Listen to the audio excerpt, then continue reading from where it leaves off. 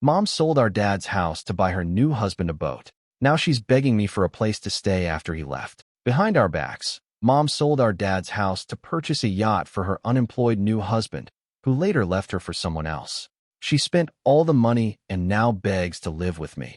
If that's the right description in this context. My mother, 50F, has had a pretty interesting life. My grandparents felt that women should take care of the home and family, so it was okay that she was never a good student. She still adheres to the same values that she was raised with. At the age of 20, 2 years after graduating from school, she married my dad. She gave birth to my older sister, Jasmine, now 29F, when Mom was 21, and to me, Bianca, now 27F, 2 years later. Dad was always closer to my sister and me. He was quite supportive.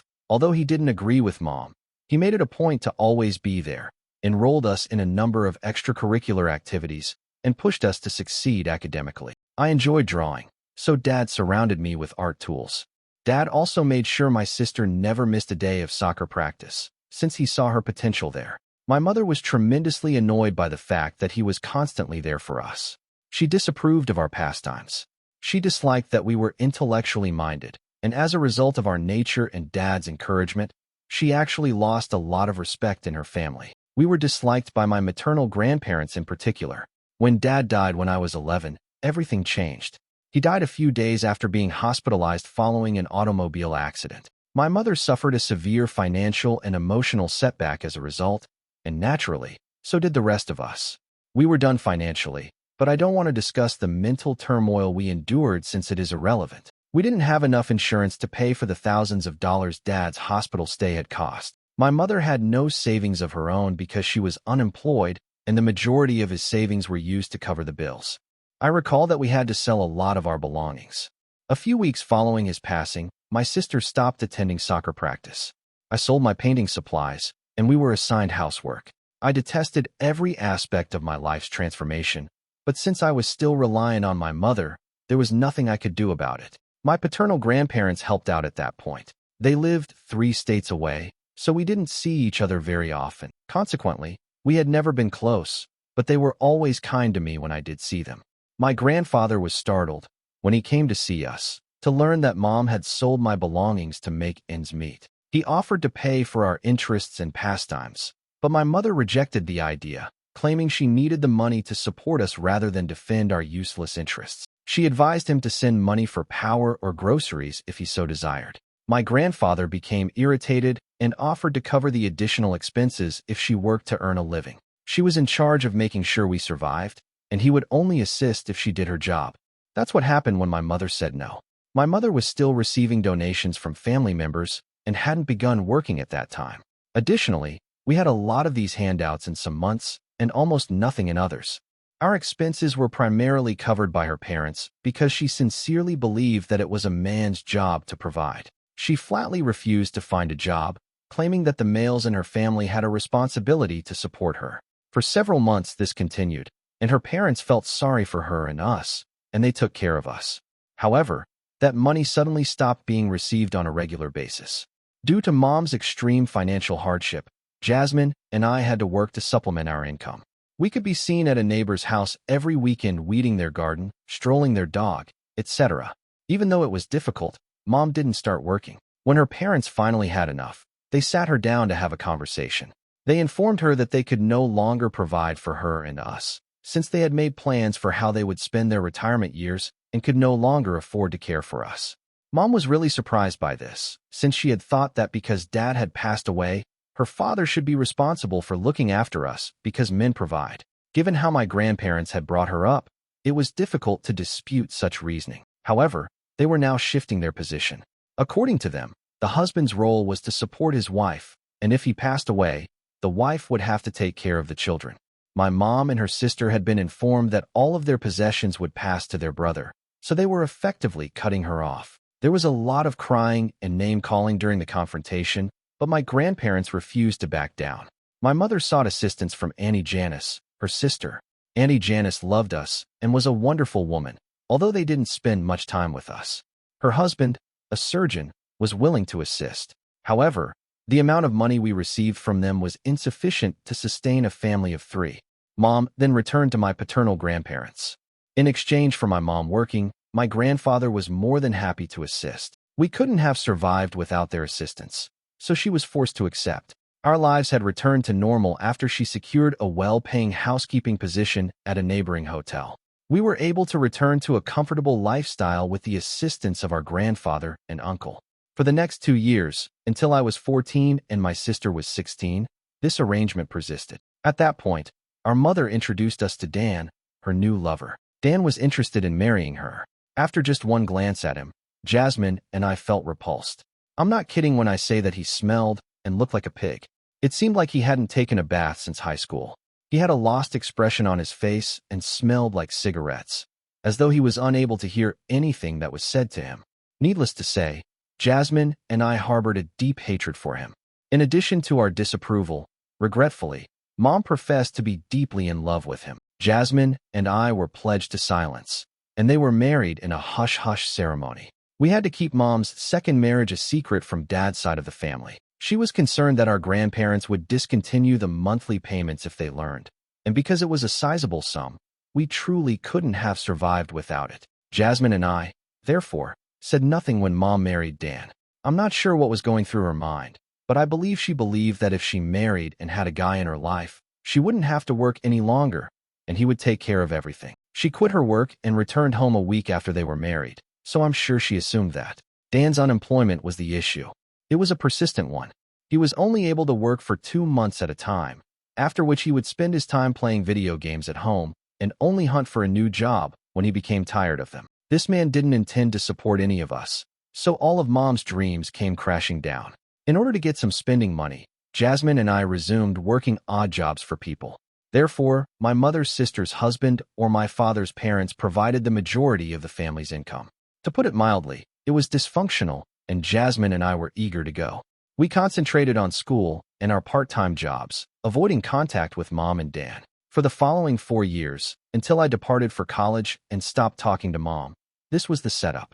Mom and Dan were having issues by the time I was about to leave. To be honest, neither my sister nor I were surprised to learn that Dan was not just unemployed, but also a chronic cheater. Things were messy, but Mom continued ignoring them or forgiving him. After I started college, I stopped talking to my mother. My mother somehow always knew what was happening in my life, since I kept in touch with my grandparents, aunt, and uncle.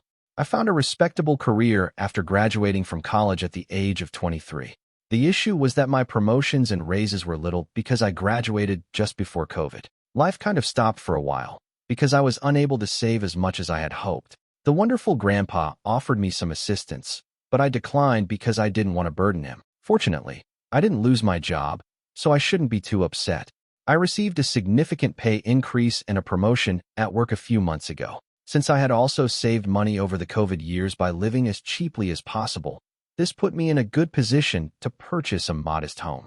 Despite my goal of owning a home by the age of 25, I was content with the 2-year wait. I'm not sure how, but my mother discovered that I had purchased a home. She called me and said she had not seen her baby in a long time and wanted to meet up. Since I hadn't seen her since my last semester of college, I sensed something wasn't right. After that, neither she nor I had ever volunteered to meet. I promised to get back to her and let her know when I had some spare time. I had no intention of ever getting back to her. She went on to say that I had to notify her right away since it was essential. I excused myself and hung up the phone since I knew she was asking for something. She phoned me again 2 days later and said she needed my assistance since she was in a bit of a mess. She stated she had heard I had purchased a home and wanted me to allow her and Dan to move in. Before I could even consent, in essence, they wanted to live with me in my home. Her arrogance made me chuckle uncontrollably. I expressed to her my surprise that Dan was still alive and my wish that she had moved on from him. I informed her that, contrary to her assumption, I did not own a house. Rather, it was an apartment with a balcony, and the 3 of us could not possibly fit there. I hoped the size and space argument would be sufficient to dissuade her because I didn't want to explicitly tell her that I didn't want her there. I had been too optimistic, though. She then informed me that I could leave the flat, as it was only 1 bedroom, allowing her and Dan to move in together. I informed her that was not possible because I had put in a lot of effort to have someone else reside in my home. I also needed to pay off my mortgage. She lost it when I told her that I would rent her the going rate. She began yelling at me, claiming that she hadn't brought up her daughters to be such leeches and that she couldn't believe I was renting to my own mother. I told her she could go somewhere else to beg for crumbs and that I didn't have time for her or her yelling. I blocked her after hanging up. Jasmine told me she hadn't received a comparable call from Mom when I contacted her. A month has passed since their last conversation, during which Mom inquired about her residence. Jasmine informed her that she and her partner had moved in together and were saving money for a home. Why Mom needed a place to stay in the first place was beyond me. Dan had moved in with us in our dad's old house where we grew up, and she still owned it. I didn't understand why she felt the need to relocate so quickly. To inquire about the residence, I gave my paternal grandparents a call. I finally realized what was actually happening at that point. My grandfather's name was on the house where we were raised. When my grandparents died, it was technically meant to go to Dad. It was agreed that my father and his brother, our Uncle Liam, would each receive a house that belonged to my grandfather, allowing them to live there without paying rent. This was intended to provide them with a solid foundation in life and enable them to make real estate investments for their kids. Therefore, the deed to the house we grew up in was legally in my grandfather's name rather than my father's. My grandma insisted that Grandpa keep the house in his name after Dad passed away so that Jasmine and I could inherit it as adults. But Grandpa didn't want to cause Mom any more problems because she was unemployed. I believe he also felt sorry for her, which is why he gave my mother ownership of the house when she requested him to. This was done with the idea that the house would be delivered to us when Jasmine was 27 and I turned 25. I now think this is the reason Mom warned us not to bring up the fact that she had married Dan, but soon word spread. Grandpa claims that when they learned that she had remarried, they were angry because she had concealed it from them. At that point, they sought to transfer the house's ownership as quickly as possible. They insisted on finishing the papers to ensure that Dan and Mom couldn't do anything with the house because Jasmine was an adult and I was almost one. However, Mom cleverly informed them that Dan had moved on to someone else a few weeks after they had made their plans known. Her uncontrollable tears, naturally, caused my grandparents to give up on pursuing the ownership issue. They eventually forgot about it, and it became less important. Since then, they had only sometimes communicated with her, and that was the last time they discussed the house with her. I informed Grandpa that Mom had called to express her desire to move in with Dan at my place. What had happened to Dad's house, if such were the case? Since he was unaware that she had reconciled with Dan or that she was relocating, he indicated he would make an effort to learn more. This makes me uneasy, and I have a hunch that more drama will soon break out. To all of the commenters, I'm shocked that I was unaware of such significant information about my mother's life. This is what happens when you don't communicate with her. I don't regret my decision to shut her out of my life. I left the house and her life as soon as I reached 18, and ever since, I've been quite formal with her. I was unaware that Dan had left her and that he would return. Because of this, Jasmine and I were children, which is why we were unaware of the mansion arrangement. Both our grandparents and our mother were supposed to keep us safe. For this reason, the subject of real estate or home ownership was never discussed. We were minors at the time, and Grandpa and Grandma were dealing with our mother, who was meant to look after us, not defraud us, so they never considered talking to us about it. Jasmine and I are currently unaware of what transpired with Dad's house, but we plan to ask Mom and, if necessary, plan an intervention. I'll keep you all informed. It's not good. Jasmine, her boyfriend, my grandparents, and I made the decision to meet with Mom 2 weeks after my initial post in an attempt to find out what was going on. She was taken aback when we arrived because we had not informed her of our arrival. The finest aspect? A young couple opened the door when we arrived at our house, which was Dad's house and the place we grew up in. They claimed to be the property's owners, but at first, we assumed they were Dan's family or perhaps Mom's acquaintances. They were telling the truth, but I didn't trust them, so I wanted to laugh. Without telling Jasmine or me, or obtaining my grandparents' approval, Mom had sold the house. It's also interesting to note that the sale took place more than 6 months ago. There is nothing we can do now because she secretly sold our house 6 months ago. Regretfully, she was the legitimate owner of the house and had the right to sell it because my grandparents never finished the paperwork and ownership transfer. Everyone is shocked by this, and we all feel deceived and repulsed. We made an effort to locate her residence. It was in a 1-bedroom apartment in a seedy part of downtown, surrounded by junkies. I wasn't shocked to see that this was Dan's apartment because he seemed to be a junkie himself. Mom went white as a ghost when she saw us all standing together. We refused to let her shut the door as she attempted to do so. Fortunately, Jasmine's boyfriend, who is 6 feet 4 inches and somewhat scary, was with us. Dan was sitting on the couch smoking a cigarette and wearing a disoriented expression as we pushed our way inside. Mom gave us a tense greeting, but we immediately attacked. I informed her that Mom had sold Dad's house without telling Jasmine, me, or our grandparents, and that I knew it was meant for us. She started crying and claimed that Dan wouldn't have returned if she hadn't done it. She basically broke down in tears as she related how Dan had abandoned her twice for 2 separate women. Dan had truly left when Mom told Grandpa he had during their talk about the house. For him to return, she had to beg and plead. After being evicted from his new girlfriend's home, he eventually came back. Then, a year later, Mom discovered that he was having an affair with a girl who was just barely out of her teens. I simply stared at her as if she were crazy. When he was so troublesome and not supporting her in any manner, I questioned why she hadn't left him. I didn't have the patience to feel sorry for her, and she didn't respond to that. My grandmother was enraged. She yelled at her mother, telling her that she didn't want to hear justifications for her extreme failure. The house Jasmine and I were meant to live in was all that mattered to her. According to Mom, Dan wanted to purchase a yacht, so she sold the house. I don't know much about boats, but I do know that this man decided he wanted one after working as a Coast Guard at a beach a few miles away for a few months. If Mom didn't assist him in purchasing one, he threatened to abandon her once more. Thus, my mother, the world's greatest genius, sold her home and spent a portion of the proceeds to purchase a boat for this fool. She handed him the remaining funds rather than keeping them for herself. He used every last cent of it. He had to sell the yacht and purchase the apartment they were residing in when they had nothing left. And you know what? They detested it. Mom wanted to ask if I could allow her and Dan to remain with me because of this. When her story was over, she conceded defeat, certain that I would no longer allow her to remain with me. Jasmine attacked her before I could respond, and wow, she was vicious. She enumerated the ways in which Mom had failed Dad as a wife and us as a mother. In order to support her uncaring husband, she had taken away the one thing that would have allowed us to remain connected to our father. She informed Mom that she would never hear from her again and that she was dead to her. I agreed with Jasmine, but I was still in shock and couldn't say much. I didn't want to do anything with my mom. Mom broke down in tears and said that she didn't deserve to be treated this way. We informed her that she did. Most significantly, she had deprived us of a link to our father in our early years. She had also stolen from our grandparents. We had no intention of ever forgiving her. We went out.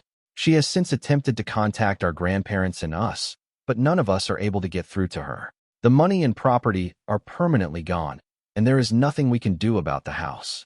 Although I realize it's a pipe dream and not really realistic, I'm thinking about accumulating money and purchasing it if it ever goes up for sale again, since I don't want to lose that aspect of my youth. My grandparents are devastated and incensed, but they are unable to help. We keep telling Grandpa that he couldn't have known she would do this, but he still curses himself for putting his trust in her. It's just a depressing situation, and we all feel powerless. Dan departed from Mom once more. It may sound harsh, but I adore every aspect of it. Jasmine and I have not replied to her apparent attempts to contact us using new numbers and other means. She made an effort to include Aunt Janice last week. She called and asked me to speak with Mom. I told her everything and told her not to get involved. She was appalled as she was unaware that we were to inherit the house. She blocked her after apologizing for attempting to support Mom. The only information I received about Mom came from Auntie Janice, who informed me that Dan had abandoned her. Mom has nowhere to go and is now homeless. At first, Auntie Janice and her husband were open to taking her home, but they firmly objected after learning what Mom had done to us. Mom sent me an email yesterday. She essentially stated that she had nowhere to go, was homeless, and was down and out. She requested permission to live with me while she sought employment. She won't seek work, and if I take her in, she won't ever leave, so I know it's a lie. I feel awful about letting her live on the streets, but I also don't want her here, which is why I haven't replied yet. There just isn't anyone who would be willing to assist her. Even though I know she is solely to blame and that she caused this, I still feel bad for her. I know she will wreck my life if I give in, so I'm hoping I don't.